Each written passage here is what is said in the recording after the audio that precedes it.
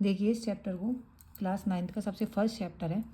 तो इसमें आपको सबसे बेसिक ये चीज़ आनी चाहिए कि संख्या दो टाइप की होती है, दो प्रकार की होती है। एक होती है वास्तविक, एक होती है काल्पनिक संख्या।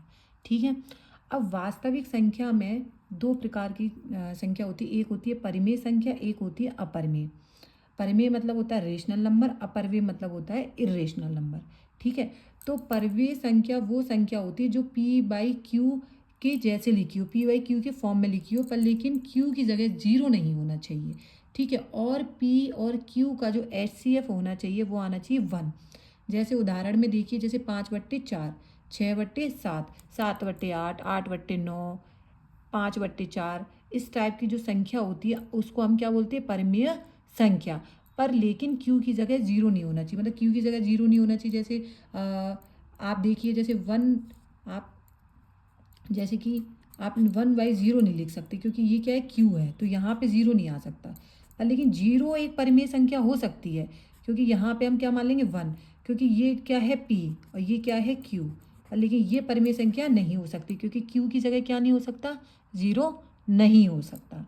अब आप देखिए अपरिमेय संख्या। अपरिमेय संख्या वो संख्या होती है जो कि पी बाई क्यू के रूप में नहीं लिखी हो, मतलब पी बाई क्यू के रूप में नहीं लिखी हो। जैसे 3/2, ये परिमेय संख्या है पर अपरिमेय संख्या नहीं है, क्योंकि ये इस तरीके से नहीं लिखी होनी चाहिए।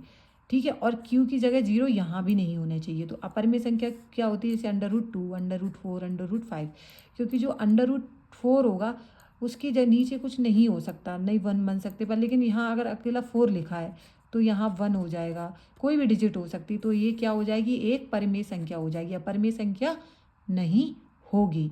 ठीक है। तो फिर यहाँ देखिए काल्पनिक संख्या। काल्पनिक संख्या क्या होती है, तो काल्पनिक संख्या वो संख्या होती है जैसे -2, -6। तो मतलब काल्पनिक संख्या वो संख्या होती है जहाँ परिमेय संख्या माइनस में हो, मतलब जो अब सॉरी परिमेय नहीं, अपरिमेय संख्या जो माइनस में हो, किस में हो, माइनस में हो, वो संख्या काल्पनिक संख्या होती है। जैसे मान लो यहाँ लिखा है यहाँ लिखा है -7। तो -7 क्या है, ये अपरिमेय संख्या है, नहीं, ये काल्पनिक संख्या है। अगर यहाँ √7 लिखा है तो अपरिमेय है, और -7 लिखा है तो क्या है, काल्पनिक है।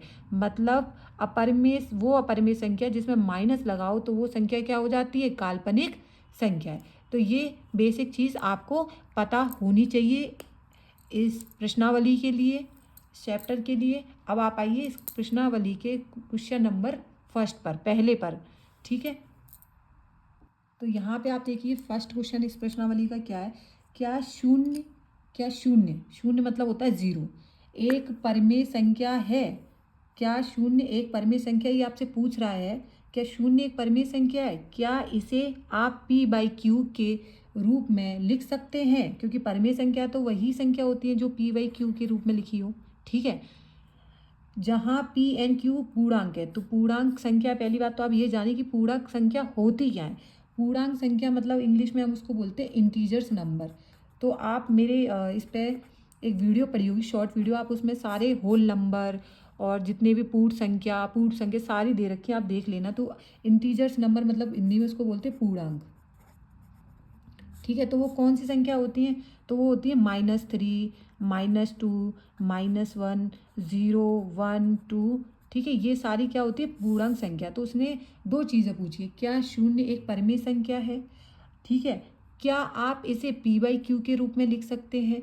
तो पी बाई क्यू के रूप में तो तभी लिख सकते हैं जब वो परिमेय संख्या हो, तो ये चीज़ तो उससे है ही।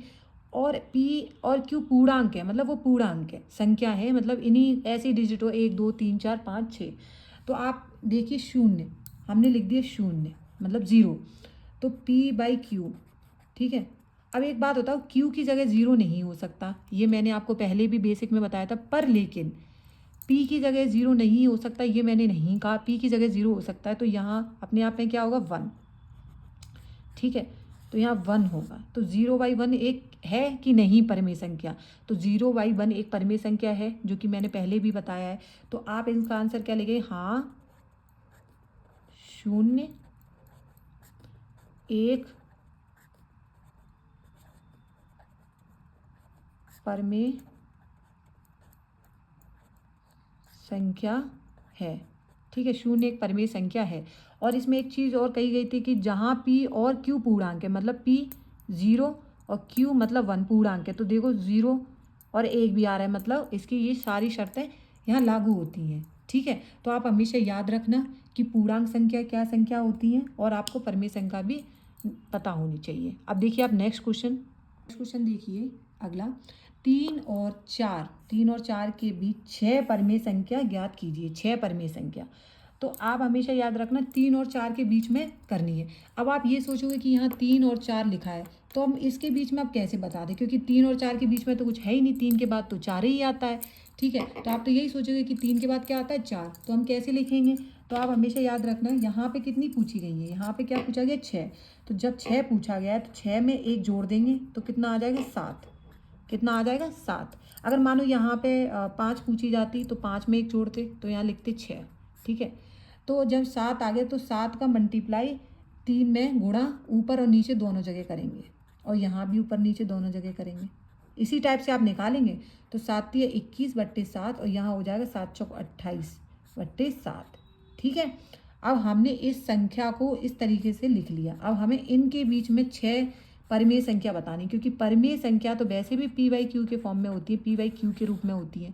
ठीक है, तो आप 21 के बाद क्या आता है 22/7, 22 के बाद क्या आता है 23/7, 23 के बाद क्या आता है 24/7, 24 के बाद क्या आता है 25/7, 25 के बाद क्या आता है 26/7, और 26 के बाद क्या आता है 27/7। तो देखो कितनी हो गई, 3 और 3 6, इनके बीच की 6 परिमेय संख्या हो गई। देख लेना, ये 3 और 4 के बीच में ये कोई भी 3 से छोटी नहीं है और 4 से बड़ी नहीं है। ठीक है, अगर मान लो इस टाइप से आपसे एक क्वेश्चन पूछता और जो कि मैं आपको एक क्वेश्चन बोलती, तो आपको क्या करना है, आपको मुझे इस क्वेश्चन का आंसर कमेंट बॉक्स में देना है। आपको 5 और, ठीक है, 5 और 6 के बीच 3 परिमेय संख्या बतानी है। कितनी बतानी है 3। तो आपको इस क्वेश्चन का आंसर मुझे कमेंट बॉक्स में देखना। आपको 5 और 6 के बीच 3 परिमेय संख्या बतानी है। ठीक है, और जैसे कि मैंने आपको बताया है कि 3 दिया है, 3 परिमेय बतानी है, तो 3 और 1 क्या हो जाएगा 4, और 4 का गुणा कर देंगे।